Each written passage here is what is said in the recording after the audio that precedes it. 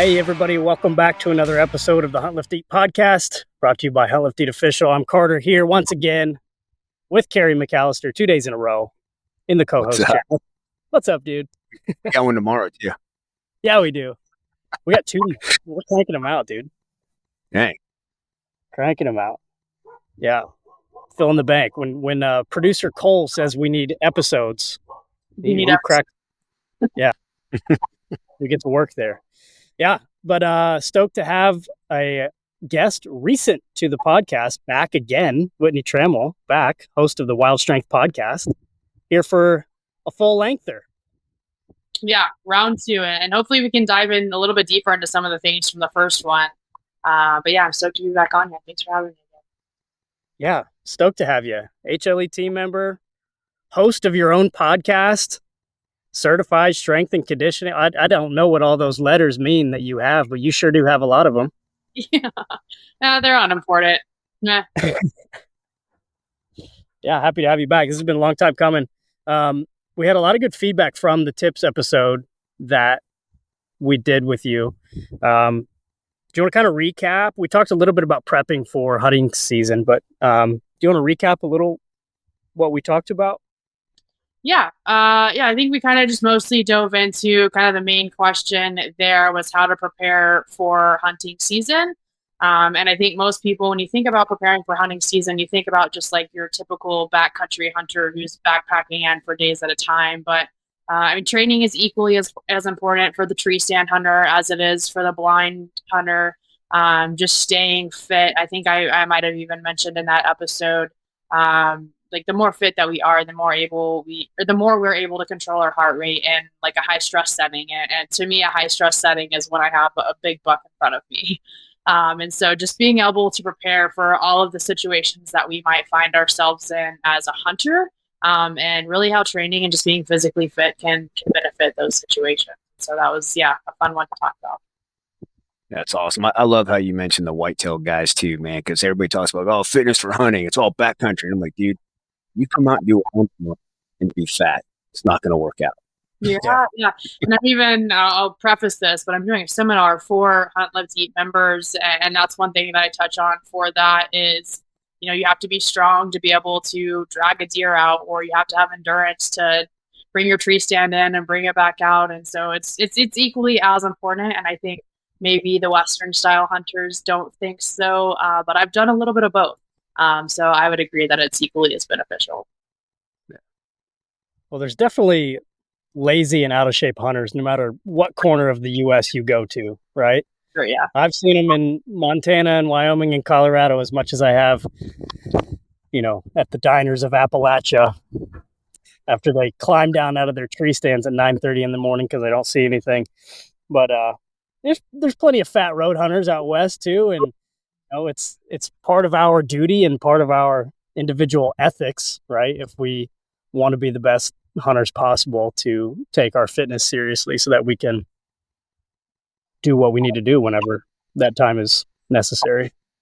Yeah, I couldn't agree more. I've met quite a few folks who are self-identified road hunters, and they will even say they don't enjoy the working out, they don't enjoy the training, they don't enjoy backpacking, and not to say that that's the wrong way to hunt. If you're successful a year and like that's what you like to do, by all means do it.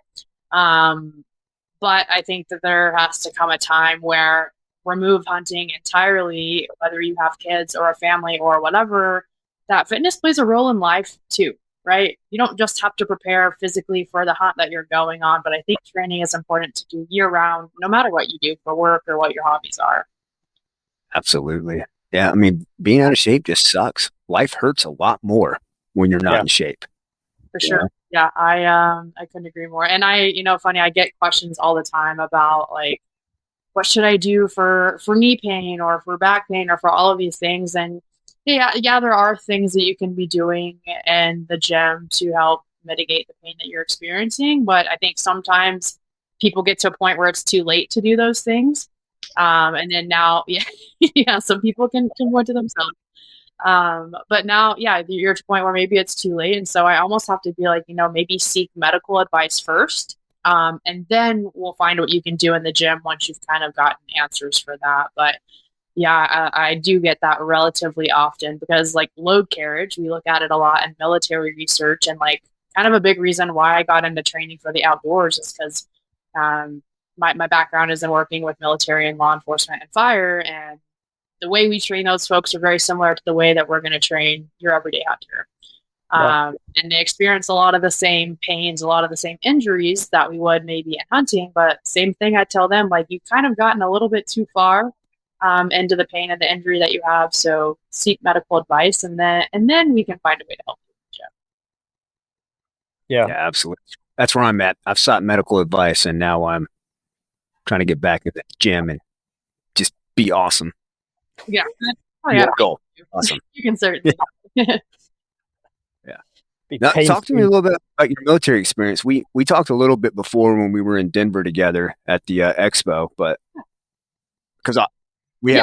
have more experiences just on different sides of the page, I guess. Right. Yeah. So I was kind of talking about it before we hit record. I did my grad school out here in Colorado Springs.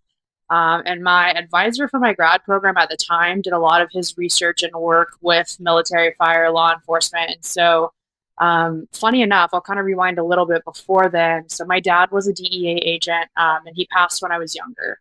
And before I had kind of any exposure to military or anything like that, when I had finished my undergrad, we were still kind of family friends with a lot of the agents that he worked with.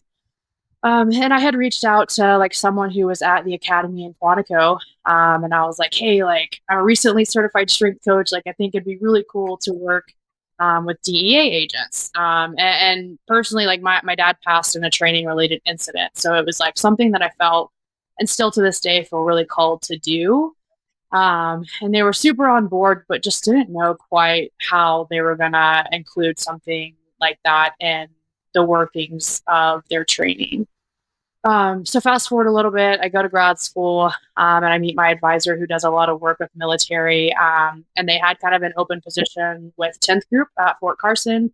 And they run a program called the Thor program, which Kerri, I know you're very familiar with, but for those who are listening, uh, it's basically a holistic human performance program. So the Thor staff has a strength coach, a couple of strength coaches actually. There's a physical therapist, there's an athletic trainer, they have a dietitian, they have a program manager, like anything you can think about related to human performance. There is an individual in that staff that they can go to.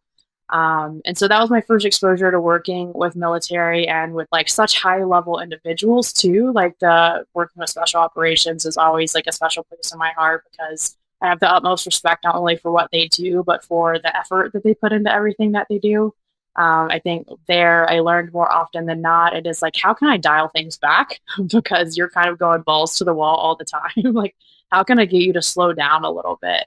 And so that was really cool just to kind of work with that level of individual, both like physically, they're very physically fit. And even then, there are some really fat guys, but they can do some very physically demanding things, which blows my mind. Yeah.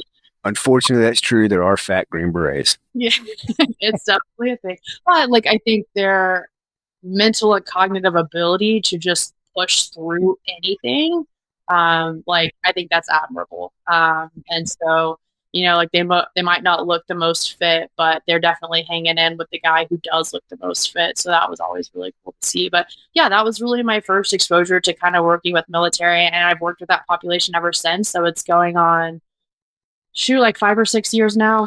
And I still work with military to this day, just kind of more in an educational capacity. But then, yeah, as I got into the outdoors and hunting, I realized like how I could train both people the same. And so that's kind of been my recent efforts is really educating on it more so than actually like providing programs. I like that. Yeah, I'd rather you teach me out than just hand me a paper. I like that a lot. Yeah. Yeah. Well, I think two people, and I think I said this on the Tuesday tips, is it's like anybody can write a program, especially if you've gone to school for it, if you have the certifications, like writing a program is the easy part. Getting someone to do the program correctly is the hard part. And so, I'd rather sit down and have a conversation with someone to figure out what do you even like to do, right? Like, yeah, we can run a needs analysis on your job or on your sport or whatever. to see maybe what you need in your program. But more importantly, what do you like to do? Because if I give you a program of all the things that I think you need to do better in your job, and there's not one thing in there that you like to do, the likelihood that you stick to that is slim to none. So really just finding things that people like to do. And honestly, more than anything, as a coach, people who come in the weight room, I'm just like having conversations with them, right? And then it's like they're going through the motions, and oftentimes they leave and they're like, Coach, I didn't even get my workout in. I'm like, cool, you didn't have to. Funny enough, I needed you to slow down. So we just sat here and talked the whole time. And they're like, wow, that's not what I was looking for. That's cool. I like that. And that's good perspective too, right? Because like I feel like there's just a million different, I'm an online certified personal fitness, blah, blah, blah, right? And like, it's like, that's the thing right now. Everybody is a coach, online coach or whatever. But like, just because you write a program or just because you like say you're a coach doesn't mean you're good at either, right? You may be really, really good at writing programs, but you're terrible with the actual coaching, the face-to-face stuff, right? And like, I'm a teacher, right? And I've worked with plenty of teachers who are like terrible teachers. You know what I mean? Like, cool, you can write an awesome lesson plan that it looks great, right? But you don't know how to relate to the kids. You don't know how to get them engaged. Like you said, like having conversations with your whoever you're coaching, your client or whatever. Hey, I need you to slow down. They don't know that's what you want, but that's what you're getting them to do, right? Yeah. The leadership, that kind of way. I like that. Yeah, and coaching is very similar, I say, to teaching. And like kind of a big reason I've moved more into the education side of things is I do have a big passion for educating and for helping people ultimately at the end of the day. But coaching to me was always an educational avenue for people. You get the questions like, Coach, why am I doing this exercise? Why is this important? Or like I mentioned, kind of working with special operations guys, educating them on like slowing down or like taking their mental health more seriously. Yeah, there's always to see someone get bigger, faster, stronger is the goal at the end of the day. But I don't think people realize how highly individualized a program needs to be. So when you have that fitness influencer who has the one size fits all program that everyone wants to be on because it worked for one, like literally every single body is different. And the way that we have to train every single body and prepare every single body is going to be vastly different from one person to the next. And I don't think that a lot of people really do realize that. And so I think that's a big part. I don't talk a lot about my work on social media for that reason. Because, you just get the people who think that they know everything and then they come to you and they're like, have all of their opinions on what you have to say. And it's not worth the time of day for me, to be completely honest. Yeah, for sure, right? And we see that from the HLE side of things constantly, right? Okay. It's like just like the strength and conditioning world and the fitness world, like sometimes hunters can be our own worst enemies, especially on social media. It's just like, oh my gosh. Yeah. Sometimes it's just like, shut up. Yeah. That or and by all means, I love when people come to me with questions, but I also am a big proponent of like staying in my lane. So if I get questions on, and I think maybe even we talked about this a little bit on the Tuesday tips, but like maybe it's on nutrition or supplements or all of those other things. Like, yeah, I'm knowledgeable in those because I've worked with dietitians, I've worked with physical therapists, I've worked with people who are experts in those fields, but that is by no means my area of expertise. So I'll give my thoughts on it, but I'm certainly going to direct you or send you in the right direction before I send you down any sort of rabbit hole because that's not my area of expertise for sure. I saw you do this very strategically in the Mountain West Signal chat, I think last week, maybe. You very tactfully were like, somebody mentioned a well-known training program that they were using, and you very tactfully were like, it's not, it's not one that I don't use it. It's not my favorite, but blah, blah, blah. And then you pivoted like that. And I was like, I respect that. That was well done. That was very well done. Yeah. You got to teach me how to say I don't like CrossFit without saying I don't like CrossFit. What do I say? I generally say, you know what? If you like to do that, that's fine, but that's not how I like to train. Yeah. Yeah. Yeah, that was good. I mean, at the end of the day, if dudes are moving, good. they're moving and they're not getting hurt, I'm good with it. And I think yeah, we'll like touch on CrossFit and then pivot away from it. But like early on as a strength coach, I think, and every strength coach that I know can say the same thing. You have like very highly specified opinions on a lot of things. And most strength coaches early on do hate CrossFit and will like tell you not to do it. They'll pick up everything that's bad about it. But I think the more I know and the more I'm around it and the more I know people who do enjoy CrossFit, there are things that you can take from their method of training and how they like to train that you can apply to other aspects of training. Like I think the Metcon stuff is great, but maybe just like throwing 70 to 80% of your max on your back and squatting for max reps 5 times in a minute isn't the best thing. you mix between. Yeah, right. Yeah, mixing burpees in there and then doing a minute all effort on the Aerodyne bike. Like, there's some things I like about it and some things I don't like about it. But I will say, and I do always say this too, like if you watch the CrossFit Games, like those are the most fit people I've ever seen in my life. Yeah. Oh yeah. Oh yeah. So and I really will I have trouble shitting on it when that's the case. Yeah. No, I mean you're right. And the bottom line is like other than those like super elite athletes, which by the way, they're using CrossFit, but they're also using a training program for certain things. It's gotten so many people into fitness that wouldn't be, like nobody's in there doing the Gold's Gym, trying to be like Arnold. Like that's rare, So, but now you've got everybody from soccer moms to like elite operators at Delta Force are doing CrossFit, Yeah. And so, dude, for me, that part is awesome, but I do like making fun of CrossFit. Oh, just you and me. If that's there's a joke, and you've probably heard it a million times. Like if you walk into a bar, like a CrossFitter, and like all these other people, like who's going to tell you first what they do? And it's like the CrossFitter, CrossFit first. It's definitely not a lie, but I agree. I think it has opened a whole new world of training for people. The community of it, I think, is really what does that, right? If you don't get that community aspect, if you go to a Gold Gym and you're training for yourself, you go to a CrossFit gym that only has classes, you don't have the ability to really train by yourself. And, we see in the research that like training together, and this is very common in military settings, training together, doing hard things together helps build that sense of camaraderie, that sense of community. And I think that's what CrossFit has done more than anything else. I think the only negative I have to say about it is that you just get coaches who go do their 2-day certification and then don't really know what they're doing when it comes to coaching. So if you find a good coach who knows what they're doing, or you're in a good gym, maybe has like some high-level competitors, and you're going to get a good outcome. But if you don't take the time to learn the movements right, that's how you get injured, and then that keeps you away from the gym, and then you never want to work out again, and that's just like never ending cycle. Yeah. Maybe that's a good opportunity for a tip right there, Whitney. When folks are looking, because we see this in the Hunt Lift Eat community all the time, right? People come from varied backgrounds and experience levels, both fitness and hunting. For newer, more beginning people, what would be something you would look at or you would encourage people to look for when trying to find a good coach? Yeah, no, great question. I think maybe even I mentioned this in the Tuesday tips too. First, maybe finding someone who does hunt or who does do the things that you like to do.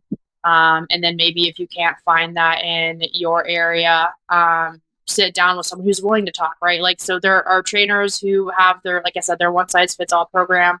And that's what they want you to do. And they're not going to cater the program to what you want or what maybe your needs are or what specifically you're training for. So I think that's kind of the first red flag.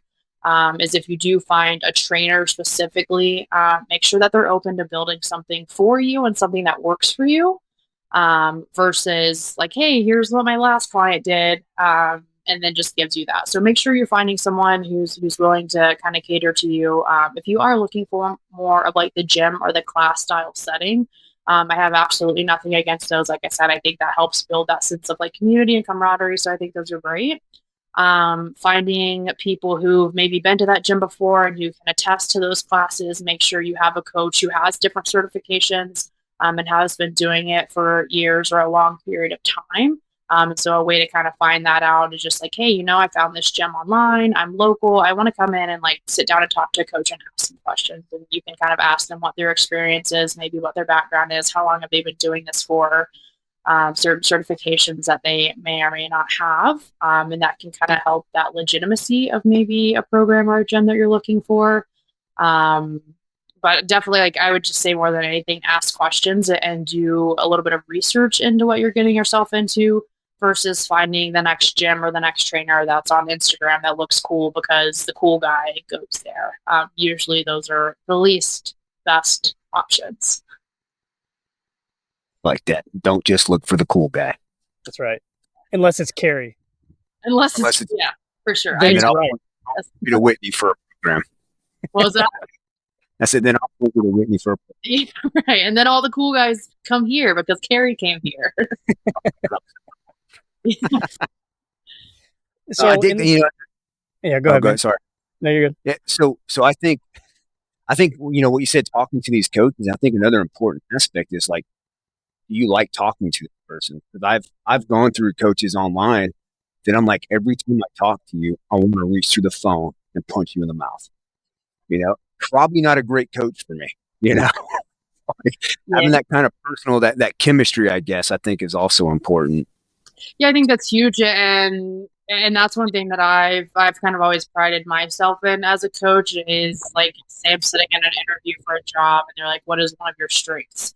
And I always say, like, a relator. I really like communicating. I like relating to people. And more than anything, and I think this is like kind of how it was for me, so maybe this is why I am this way as a coach, is, oftentimes that when you're in the weight room, when you do hard things, when you're working out, when you're tired from a workout, you're more likely to kind of like spill some things that you're going through.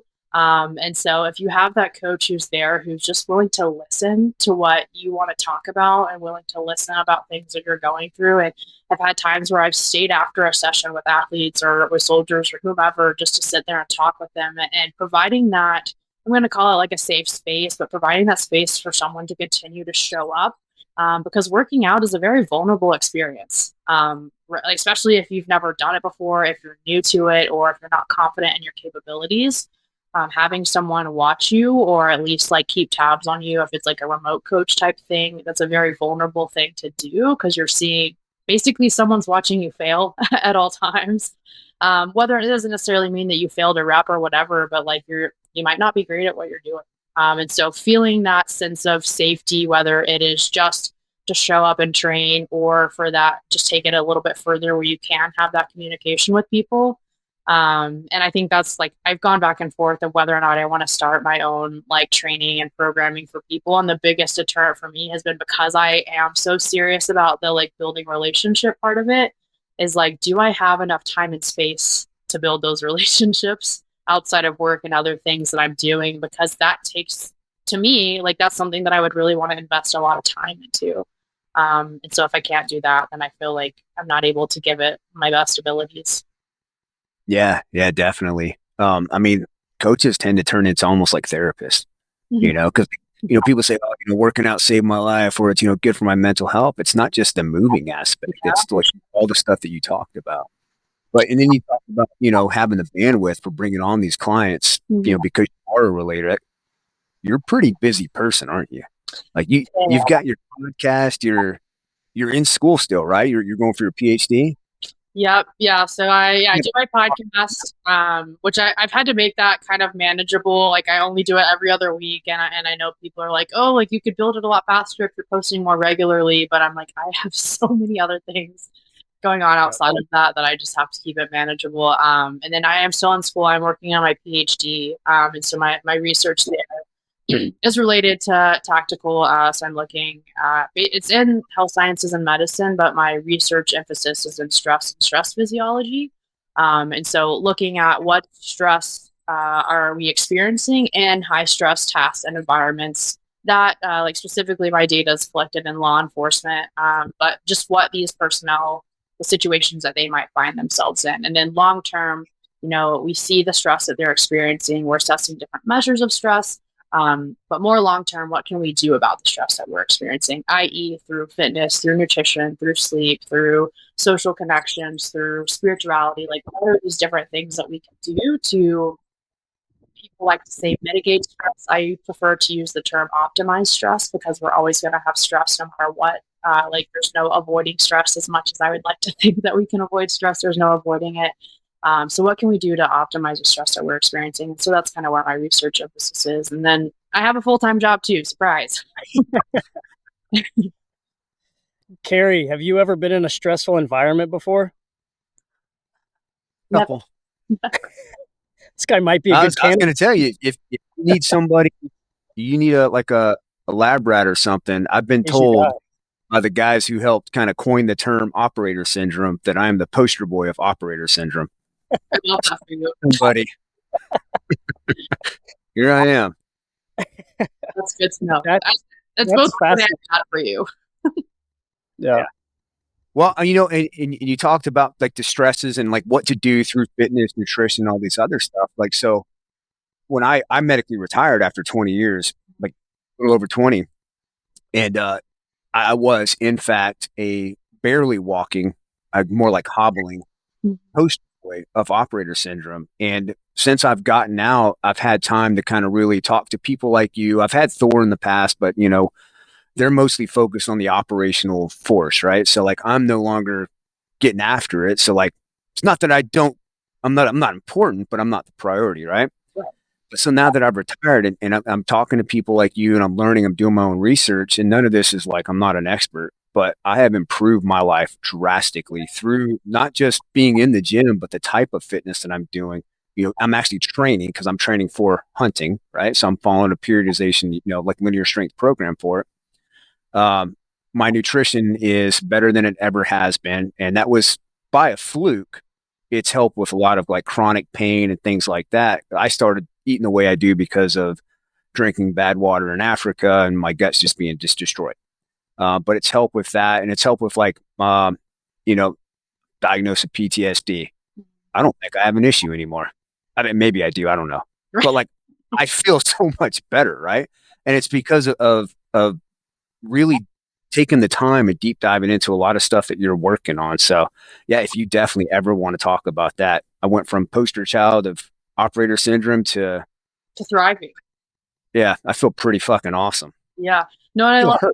And I think a big goal of Thor, but even so before I did what I do now, I was working at Lackland Air Force Base with the Air Force Special Warfare Training Pipeline. And so we get kids, they're straight out of BMT, they're coming to the Special Warfare Training Pipeline, and they have a specific Special Warfare BMT that they go through, and then it's right before they get to assessment selection. And we're preparing them for that. But like throughout that 8-week period that we have, then we're really trying to educate them on like why all of this is important. And my goal was always, say I had like 3 different fire teams in an 8-week class, and say that ends up being maybe about 40 guys that I had like direct contact with, and about 150 in class that I can have indirect contact with. And if I can get one guy out of 150 guys by the end of the class, there's usually like maybe 60 left. But if I can get one guy out of that 150 or even that 60 that are left who believe that I can take care of myself throughout my career in this field, I just hope that spreads like wildfire when they finally get to their units. Like, hey man, I see maybe you're going to all these jump schools and like you're beating yourself down that way. And like, you seem to have a cool family at home. So I'd really like for you to take care of yourself so you can take care of your family. And, I think most coaches try to, like get the masses, right? Like if my goal was to get all 150 students to like listen to what I have to say, I'm failing at that point because that's never going to happen. But yeah, I think just starting really at like a grassroots level, and I think more and more both conventional and special operations sides are doing that. They're starting at the training setting. So these guys can recognize that you have to take care of yourselves throughout your entire career, because I'm never going to say it's too late. Like you very much have described that yourself. Like you got out and you have began to see more like positive trends, which I think is amazing.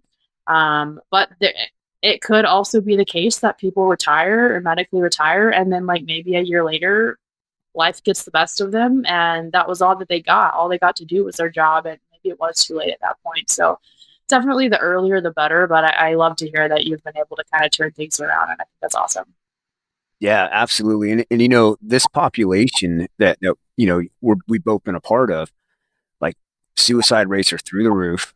guys get done doing what they're doing, and a lot of them just stop. They just start drinking beer, and that's when the suicide rates go up because they're fat, they're out of shape. All these demons that they had are being exacerbated by the substances they're taking in.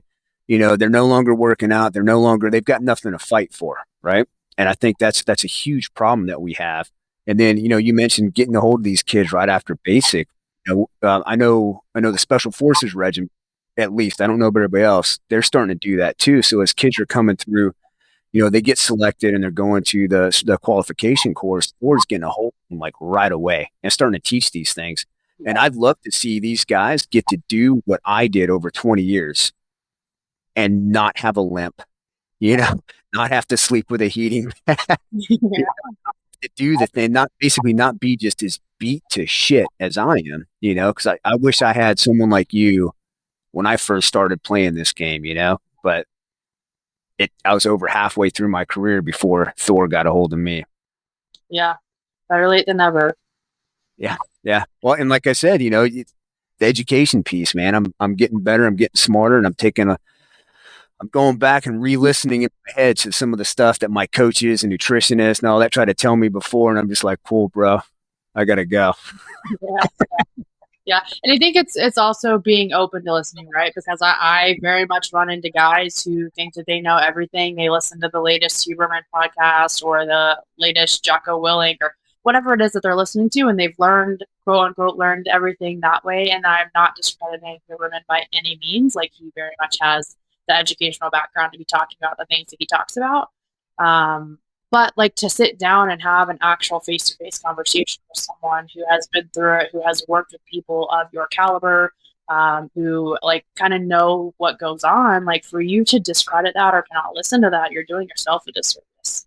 And I run into that a lot too, where guys are like, oh, like, I'm already doing this. Like, I'm doing the basic like bodybuilder program. I just want to look jacked. And cool, that's cool too. Like, we can look jacked and feel good. Like, that would be the goal, to have both. But oftentimes that's not what ends up happening when we don't listen and we don't learn. Confession time. I've been that guy. I just want to be 2-pound monster, just kicking doors. Yeah. And they're like, cool. That's why your back hurts. Yeah. The good old door kickers who think they know everything. Yep. That's awesome. Well, I think that's really cool what you're doing. I'm glad you're pursuing that higher level of education with that expertise. And I'm glad you get to talk to a spectrum of experience with these young kids coming out of basic and then maybe more experienced guys. I think that's important too, right? There's no one shoe fits all. There's no right answer. Like, the right time to have these conversations is when you can, right? So I'm glad you're doing that. That's really awesome. Pivoting a little bit, like Kerri mentioned, you are a busy individual. You balance. You're juggling a lot right now. But let's talk a little bit about your podcast. Can you tell us a little bit about how you kind of delved into that? Because as someone who's been a part of this podcast since the beginning, like, it takes up an insane amount of time. It's silly, right? It's like, why are we doing this? You know what I mean? And then you have awesome conversations with people, and then you're like, all right, this is why. But can you talk to us a little bit about, the beginning of Wild Strength podcast? Yeah. It definitely does take a lot of time. I think where I considered starting one for a while, and honestly, I think why I put it off for so long was me, like, not giving myself enough credit for the things that I knew or the people that I knew. But I like I said, my background is in strength and conditioning and human performance. I have this passion for the outdoors, and as I got more into the outdoor side of things, I really recognized, like, I've been working with these individuals in the tactical space who, like I said, I would train them very similarly to the way that I would train someone who is in the outdoor space. I just have, like, I go to these total archery challenges. I go to conferences for work. I go to these different expos, and I meet, and I'm a social butterfly. Like, I can talk anybody's head off. I can have never met them a day in my life, and like 2 hours later, they'll be telling me their life story. Yeah, I met you at the brewery for the first time, and I was like, oh, we've known each other for like 10 years. Yeah. Yeah, I'm such a social butterfly. And so, I just find myself going to these places and meeting these amazing people who know so much, whether it is on the strength and conditioning side of things, or it is on the hunting and outdoor side of things, or maybe, I've got a unique few people who do both also.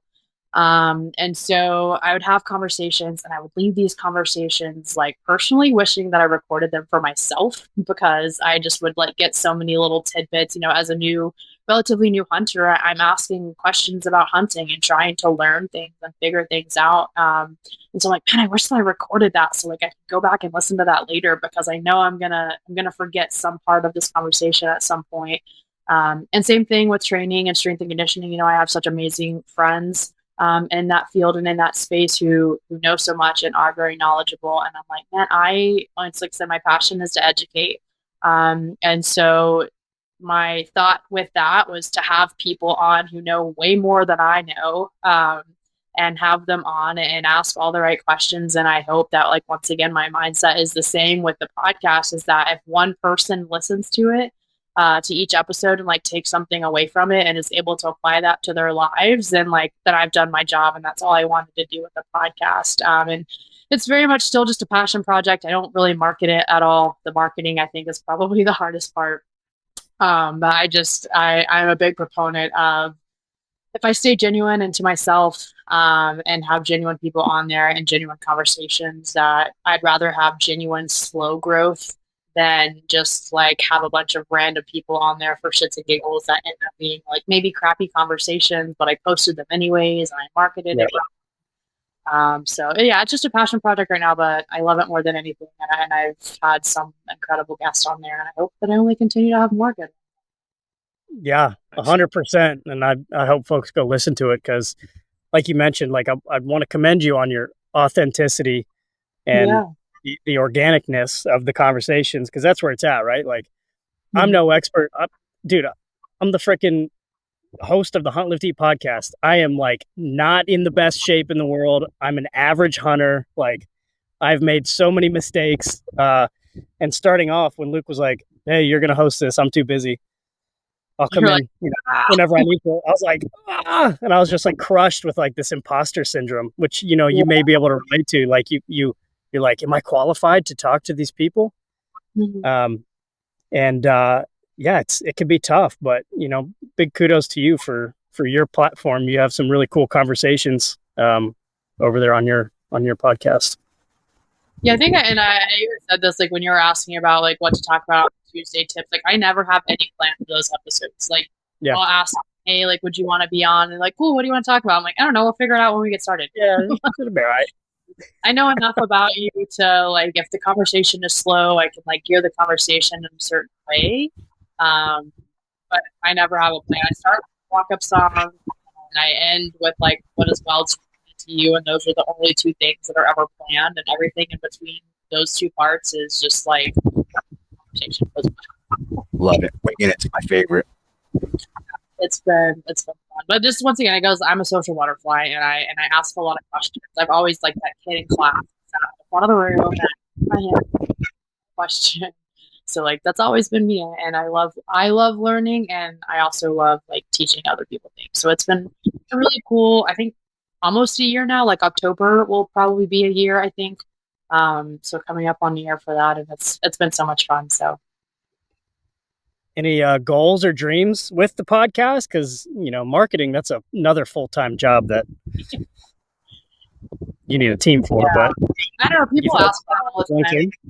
Yeah, people ask me that all the time.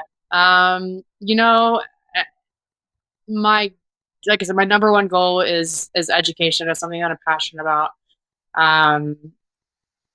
I'm even hesitant to go down the route of like partnering brands or companies or whatever, because I don't want it to look like that's why I started it. And I think if I go about it in the right way and I choose people that I know and products that I know and that I've used, then it maybe doesn't come off as that way. But yeah, I think my biggest fear is if I were to do that, then it looks like, oh, like you just did this to like get into it. And I'm very aware of like how women can look in the hunting space. And I think I almost try too hard to not fall into that like category, when I should really just like be myself, and whatever people have to say, because I generally do not care what people have to say about me in that regard. But I do think, yeah, I think maybe I try a little too hard to stray away from like the general, like, oh, women just do this to look cool. So that's my thought around like not wanting to partner with certain brands. But I've like I said, I've met so many cool people, and I have started having conversations like that. But once again, it's with people and with products that I have used for ever since I've been hunting. So it's not like I'm just doing it for shits and giggles or for the hell of it. Like, it is genuine conversation. And I'll meet people like at the Total Archery Challenge or stuff like that they have no idea I even have a podcast, right? Yeah. And we're just sitting there talking and shooting the shit, talking about maybe the product or life or hunting. And then they're like, well, what do you do? Like, how can I support you? And I'm like, I don't know. Like, let's maybe have that conversation. But that's how I would want that to go, right? Like, I feel gross asking people to be like, hey, will you partner with me? Yeah. I had like a mentor a couple weeks ago who I was like, you're probably in that position where you could start asking for those things. Like, you shouldn't have to pay for this. You shouldn't have to pay for that. And I'm like, but I'm going to pay for it, and I'm not going to ask, because that's weird.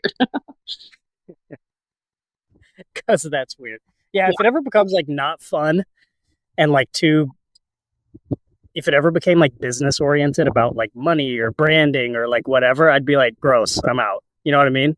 Yeah. I don't know. I'm just, if I could make some bit of money off of it, that would be fun. Don't get me wrong. Yeah, getting paid would be cool. You know what I mean? But like, if that's the goal, then I think if I went into this with like, oh, I want this to become my full-time job, my business, I want to get money from it right away, I would be very upset right now. Yeah. I would be very upset right now. Yeah. Because that's not what's happened. That is the opposite. Yeah, I'm with you. But yeah, it's been fun, and I love doing it. That's cool. That's awesome. I love your walkout song idea. Yeah, I think that comes from someone had asked before why I did that. Obviously, my background is in like sports. I grew up in sports as well, and so I know everyone just kind of has this question that you ask everyone on your team, like, "Oh, what would your walk-up song be?" Yeah. Played a sport that's called a walk-up song, and so like all my life I've just always been asked that question, and like when I went to start my first episode, or someone had told me just as far as starting a podcast, they were like, just have something that's uniquely yours. Like, obviously your podcast is yours and it's different, but like have something that's consistent in every episode that people can be like, when they hear that, they know that that's yours. And I was like, what if I started with a walk-up song? Like, that would be so freaking cool. And so it's served like multi-purposes. It's been one, like I have had a couple of friends on there who aren't really comfortable speaking. So like to play their favorite song kind of just like maybe gets them a little amped up and helps them feel like a little bit more comfortable. But also like listeners can hear their walk-up song and be like, oh, I really like this guy. Like that would be my walk-up song too. Or like, oh my God, that's a terrible walk-up song. Like, have the discretion to decide whether you want to continue listening or not based on the walk-up song. So I think that's my favorite part, honestly. Oh, it's cool. I think I've never thought of what my walkout would be. Yeah, I was going to ask you, Kerri, what would it be? I don't know, man, but I can tell you that if you were going to do a soundtrack of my life, it would probably be Skinner. Okay. I don't know. I'll have to think on that one. I don't know a specific song, but for a long time I was like, God, if somebody ever asked me that in return, I don't know what I would say. I think that I would say some sort of like Mexican Latina song. I have no idea what the words say at all, but the music and the beat to it just makes me feel like I should be dancing. Good vibes, right? Yeah. Yeah. I know very little Spanish, but every time I'm like, okay, this is nice. So that would be personally. Carter, what would you want? I don't know. Now I'm gonna have to think about it and let you know. I think I'd have to pick something from George Strait, maybe. Oh yeah. But like, it's a lot of pressure because it's like a little snippet, right? You got to get it right because you want to get the people fired up about the episode. There's definitely wrong answers. Yes, correct. Yeah. Yeah. I'm going to think on this. I'm going to get back to you when it hits me in the middle of the day later today. Sweet. Yeah. I know. I think mine would definitely change depending on mood, you know. Okay, Sometimes I may be more into metal. I don't know. Maybe it's more country. That's right. I would say that, like, yeah, some like Spanish song, or I really like slow country music, and that's what I listen to. And people think I'm crazy for that. Try working out to bluegrass. Okay, that's the next call. And to make it better, look up Iron, play heavy metal songs in bluegrass. Oh, That's to get a good workout in. Huh. That's the most lucky thing I've ever heard. Is that like a Spotify playlist or something? I mean, it's a band. Yeah, you can look on Spotify or wherever. Heavy metal songs and bluegrass. Okay. Yep. Iron Horse is the only band that comes to mind. There's other ones out there, but yeah, they do a lot of like Metallica covers. Dude, one by Metallica, right? Played with banjos. Probably the coolest song ever. That's my walkout song. One with banjo. Okay. I think that's awesome. I've heard a couple of like country artists do some like heavy metal covers, and best covers I think that I've ever heard, hands down. Yeah. Oh yeah. Whitney, any tips for aspiring podcasters out there? Because now podcasts are springing up left and right. Yeah. Well, so, and honestly, that was another hesitation I had, was that like there's so many podcasts, and I'm just like adding to the mix of all the podcasts that are already there. But I think like my motto is to do the damn thing. And I've mentioned this in like multiple podcasts that I've been in. And it just comes from the fact that like if something crosses your mind once and you don't act on it, and it crosses your mind again, do it. Like, do the damn thing, because the more times that continues to cross your mind, the more you're going to think about it. And then you're eventually going to get to a point where maybe it's a year, 2, 3 years later, and you haven't acted on it still. And you're like, man, had I acted on it 3 years ago when it first came up, like, where could I be now? And so, yeah, at first I think I put it off for about a year or two, because that was kind of my thought, was there's so many podcasts out there. And like, I'm just another outdoors podcast, another strength and conditioning podcast. Like, who is actually going to listen to me amongst all of these other ones that are already really big? But then I finally was like, I'm just going to do it. I've been thinking about it for way too long. I'm just going to do it, and we'll see what happens. Either it's really successful or it's not. And either way, I did it. And so I guess that would be my first kind of thought for anyone who's interested in starting a podcast, is like, if you're thinking about it, just do it. Just see what happens. And kind of like I said, find something about each episode that is uniquely yours, that you can bring to each episode that people can really identify with, and be good at talking. Because I definitely, I think if I wasn't as social as I am, I maybe might not have done it, but I just know like I could talk to a wall. So I knew like I didn't have that part going against me at all. But I have listened to some podcasts that are like relatively newer, where it's like listening to paint dry. Yeah. It's the most dry conversation. The person just like doesn't know how to hold a conversation. Like, it'll be like they ask a question, the person answers, and then it's like, okay, next question. Like, right. It doesn't really seem very great. So just be decent at holding a conversation, and then just like have something that's uniquely yours. And with anything, if you're thinking about doing it, just freaking do it. Yep. It's hard to get your numbers up at the beginning, so you might as well, right? Nobody's barely listening anyways. It'll be all right. Yeah. I know. And I don't even, like I said, I'm not big on social media. I try to be better about it now that I've started a podcast. But I'll have people ask about like analytics and stuff. I'm like, I don't know. Like, I just put them out there and I hope for the best. And like, analytics don't matter to me. Yeah, I'm with you. I used to watch the numbers, and then I was like, this isn't fun. And now I don't.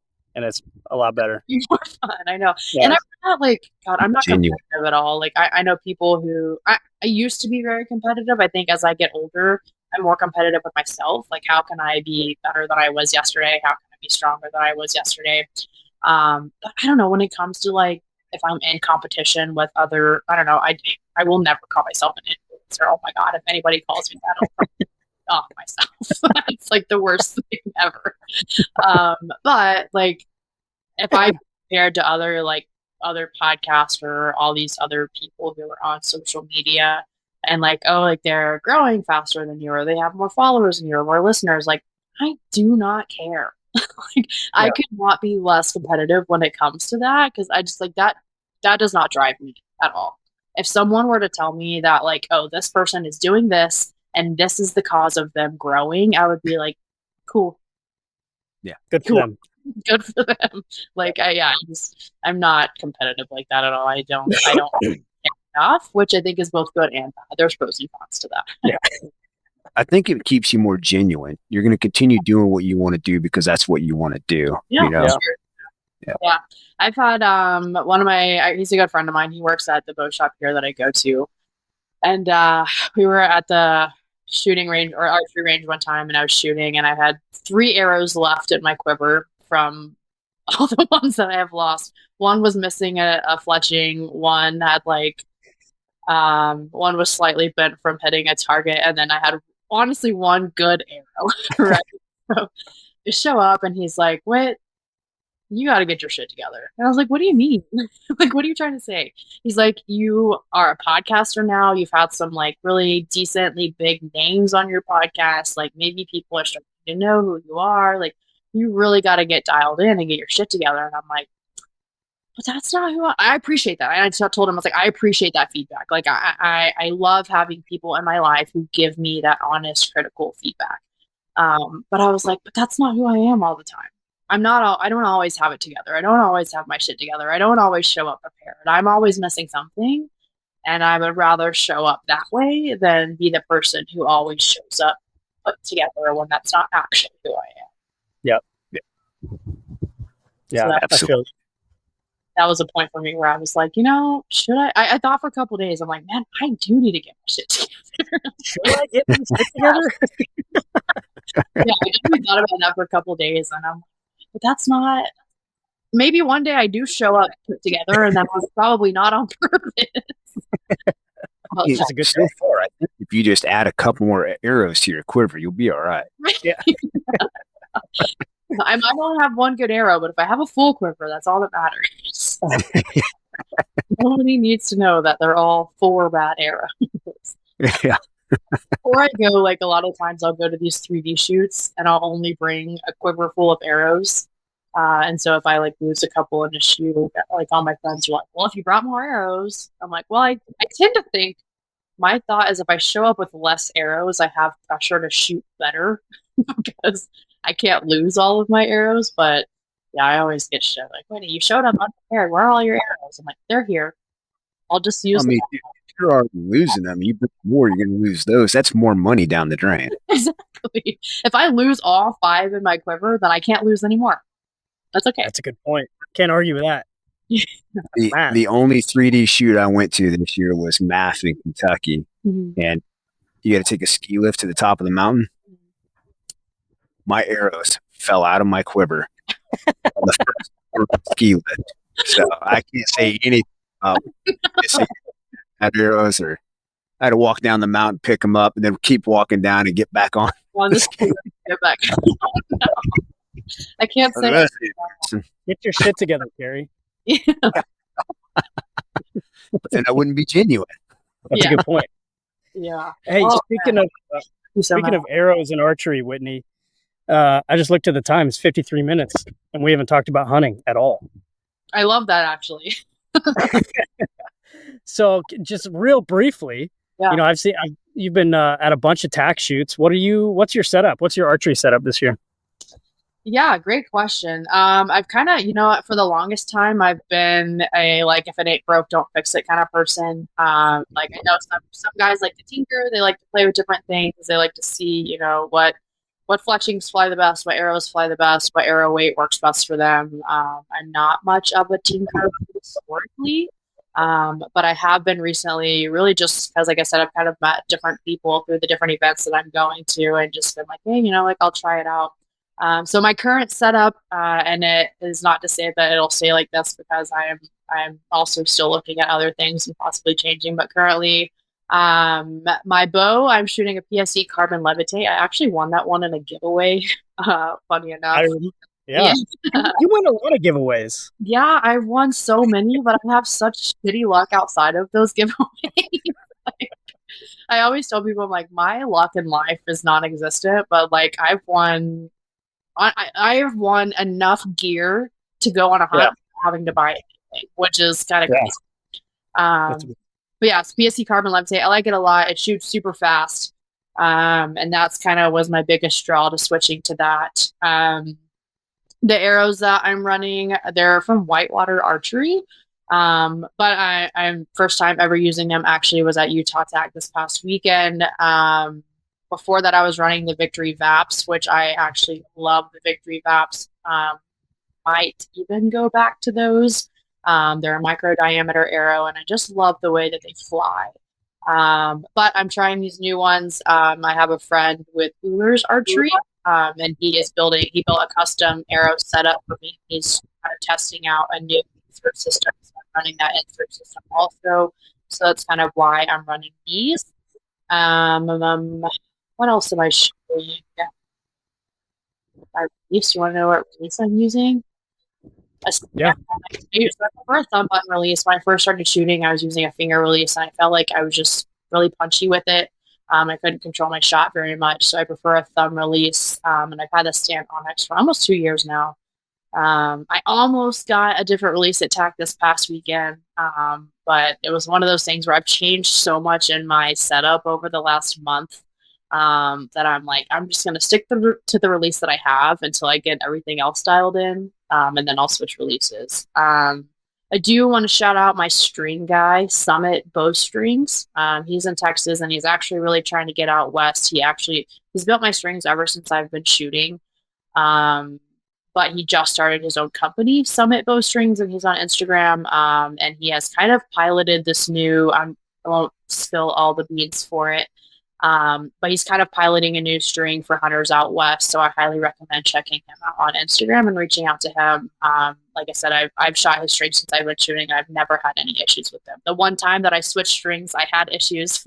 So I went right back to him. And so that's kind of what I've been using there.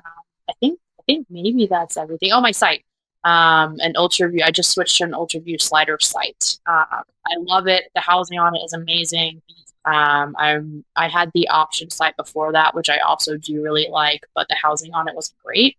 So now switching to the UltraView housing, I feel like it does help cut a lot of the sunlight out that the option sight was bringing in. And that's been a really cool sight to work with. So I think that's my whole setup. You That's shooting awesome. a single pin, 3-pin, or which one? I have a 3-pin sight on the UltraView, which I was running. The option I can do both a single pin and a 5-pin setup on that one. So it like has a window that opens. What was that? The Canyon Pounder, I think is what it's called. Is that what it is? I didn't have the Canyon Pounder, but it's like the one that's right below the. Oh, okay. But still a super cool sight, and I mostly only use the single pin on it. But I have the 3-pin now on the UltraView that I'm adjusting to seeing 3 pins at once versus 1 or 5 pins at once. But I like it. I think 3 pins is probably the way I'll continue to go. Nice. I've got one of those. I'm debating on putting it back on. I'm shooting the Axel 5-pin that they built for me. But I don't know. I might put the dial, not the dial, but the UV slider back on. I like it. I'm a fan. And their setup is super. I'm going to say it's easy. It did take me a while to figure out at first, but their setup is super easy. And they've got that dialed in for sure. So I definitely recommend that one. And I've met Billy and a couple of guys that work with UltraView, and they're incredible people. So I've found that when it comes to, like, we kind of talked about like partnering with companies and stuff like that, I'm more of a people person. Like, I want to support good people versus like good companies. But that has bit me in the butt a little bit. Like, just because they're good people doesn't mean they have a good product. And so it's kind of finding a good combination of the two of those. Yeah, I met Billy in the Tennessee TAC. He was a good dude. Yeah, If that's the other release you're thinking about switching to, it's a good release. I played around a little bit with that. It was actually a knock-on one that I was looking at. Okay. Which I've heard good things about. I shot it a little bit on the practice range out there.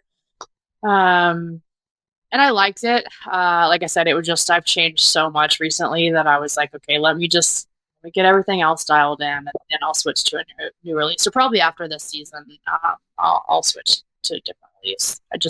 Maybe I'm in the tinkering phase of my hunting career. Whether that's good or bad, I don't know yet.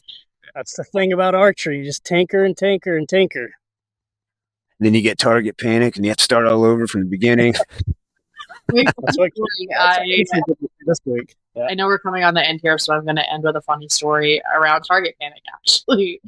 When I had first got my stand Onyx release, I had done this numerous times before. I was living in San Antonio at the time, and I was in a townhome. And every now and then I would just like draw back inside just to kind of practice my draw. I always had an arrow nocked to make sure that I wouldn't dry fire. So I had just switched to the stand Onyx release. I had like played around with kind of the intensity of the button and like how much pressure I needed on it. And I knocked an arrow on my bow. I'm inside. I come back to full draw, and I guess I have made the button a little too hot. And so because I hadn't even like wrapped my thumb around it, and it fires, and I'm not even embarrassed to say this, an arrow went straight through my window, and it continued on like 200 yards in between the two buildings in front of me. And thank God there was a gap in those buildings, and it hit another window. But I got severe target panic after that because I was so afraid of just like firing an arrow and it just going wherever. And then when maintenance came to look at it, I told them that it was a slingshot, that I slingshot a rock through the window because it ruined my window and I had to get it replaced. But I was too afraid to admit that I was shooting a bow inside. So folks, do not draw back an arrow inside just in case. That's amazing. Yeah. That's a part of life. That is part of life. It happens. Well, cool. Whitney, appreciate you taking the time to be on here. Appreciate you being part of this community, and appreciate what you're doing with your strength and conditioning background and your knowledge. I think that's really awesome, really noble cause. And I hope listeners go check out Wild Strength Podcast. Where can we find all the things we need to find? Yeah. I'm on Instagram. My personal Instagram is just my first and last name, Whitney Tramel, and then there's an underscore at the end of that. My podcast is on Instagram. The Wild Strength Podcast is also on Spotify, Apple Podcasts, and then I do the videos on YouTube as well. I'm generally answer most messages that I get, unless if you're really creepy, and then I won't answer your message. It'd be weird. Yeah, but besides that, if you were reaching out asking a question about hunting or training or archery or whatever, I love to answer questions. I love to just chat people up. So don't hesitate to shoot me a message, and I certainly will answer. Awesome. Kerri, you got any closing thoughts? No, this was awesome. Heck yeah. Well, Whitney, appreciate you. Listeners, as always, appreciate the hell out of you guys. Go drop Whitney a follow, check out her podcast, and we'll talk to you guys next week.